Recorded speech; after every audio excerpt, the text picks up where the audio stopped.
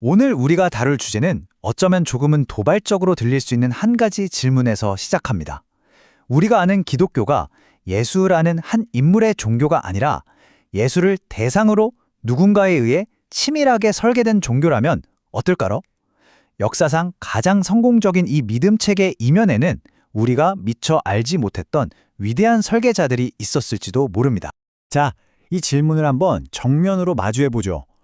만약 기독교라는 이 거대한 문명을 만든 것이 예수 한 사람이 아니라 다른 인물들의 어떤 전략적인 판단에 의해 이루어졌다면 어떻게 될까요? 이것이 바로 오늘 우리가 함께 탐구해볼 핵심적인 가설입니다.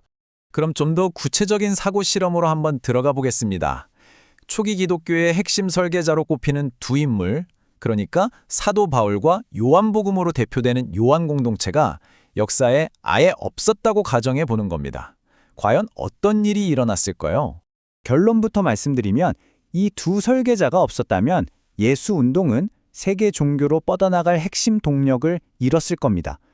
그냥 유대교 내부에 있었던 여러 개혁 운동 중 하나, 윤리적인 가르침을 강조하는 그런 소규모 분파로 남았다가 결국엔 사라졌을 가능성이 아주 높죠. 지금 보시는 표가 바로 바울과 요한이 없었을 경우의 기독교를 예측해 본 건데요. 종교적 정체성은 유대교의 한 분파에 머무르고요. 예수는 신적인 존재가 아니라 메시아적 교사 정도로 이해됩니다. 구원받는 길 역시 믿음이 아니라 회개하고 공동체적으로 올바르게 사는 것. 그러니까 근본적으로 다른 형태의 신앙이죠. 결국 3세기를 넘기지 못하고 역사 속으로 흡수됐을 거라는 게 가장 합리적인 시나리오입니다. 이 표를 보시면 그 변화가 정말 극명하게 드러납니다. 바울과 요한을 거치면서 예수는 윤리적 교사에서 구원자신으로, 구원의 방식은 삶에서 믿음으로, 그리고 유대교 분파는 세계 종교로 완전히 재탄생합니다. 이건 점진적인 발전이라기보다는 근본적인 전략의 전환이었다고 봐야 합니다. 맞습니다. 바로 이 지점에서 우리는 바울과 요한 공동체를 단순히 신실한 사도가 아니라 문명 단위의 비전을 가진 위대한 전략가로 한번 바라볼 필요가 있다는 거죠. 그들은 예수의 메시지가 살아남으려면 완전히 새로운 판, 새로운 플랫폼이 필요하다는 걸 직감했던 것으로 보입니다. 먼저 사도 바울을 보죠. 그는 이 운동의 시장 확장 전문가에 비유할 수 있습니다.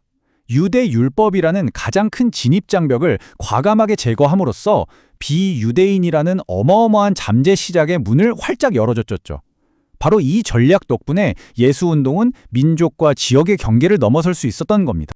다음은 요한 공동체입니다. 이들은 예수라는 인물의 브랜드 정체성을 확립한 주체들이라고 할 수 있습니다. 예수를 단순히 인간 교사의 차원을 넘어서 태초부터 존재했던 우주적인 원리, 즉 로고스로 격상시켰죠. 이렇게 함으로써 누구도 대체할 수 없는 아주 고유하고 독점적인 위상을 만들어낸 겁니다. 네, 이 표에 이번 분석의 핵심이 담겨 있다고 할 수 있습니다. 바울이 확장성에 집중했다면 요한 공동체는 고유성에 집중한 셈이죠. 그러니까 바울이 보편화를 통해 시장을 넓히는 동안 요한은 신격화를 통해 브랜드 가치를 극대화했습니다. 이게 의도했든 아니든 이 두 전략이 완벽한 시너지를 내면서 기독교를 제국의 종교이자 서구 문명의 중심축으로 만들어낸 거죠. 이 문장이 앞서 말씀드린 내용을 아주 잘 요약해 주는데요. 유대 민족이라는 맥락에 묶여있던 윤리적 교사로서의 역사적 예수는 그 자체로는 전 세계로 뻗어나가는데 한계가 있었습니다.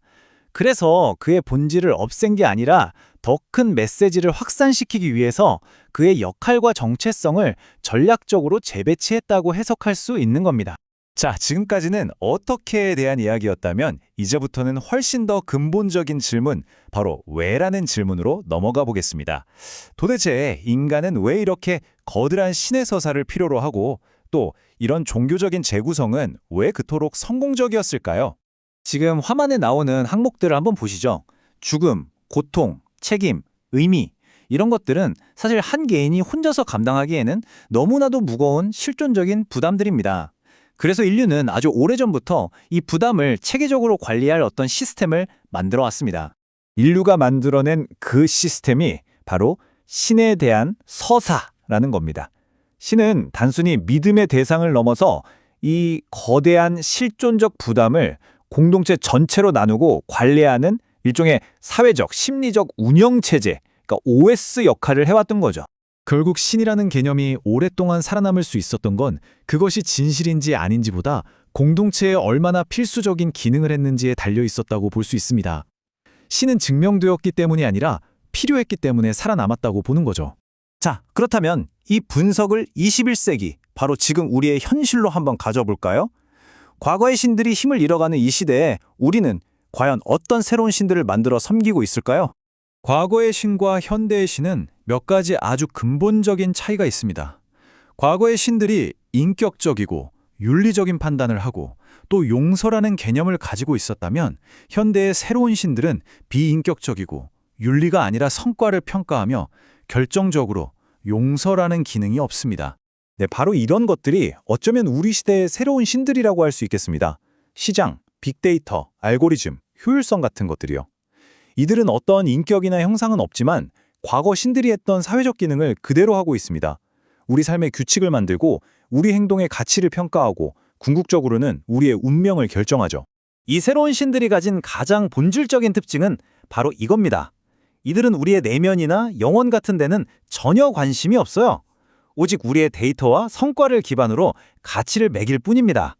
그리고 그 평가에는 은혜나 자비, 용서가 끼어들 틈이 전혀 없죠. 그래서 우리는 결국 이 마지막 질문에 도달하게 됩니다. 인류는 과연 거대한 서사, 즉 신 없이 존재할 수 있을까요? 아니면 우리는 시대와 형태만 바꿀 뿐 영원히 새로운 신을 설계하고 만들어낼 수밖에 없는 존재일까요? 만약 그렇다면 우리가 다음에 만들어낼 신은 과연 어떤 모습일지 깊이 생각해 볼 필요가 있겠습니다.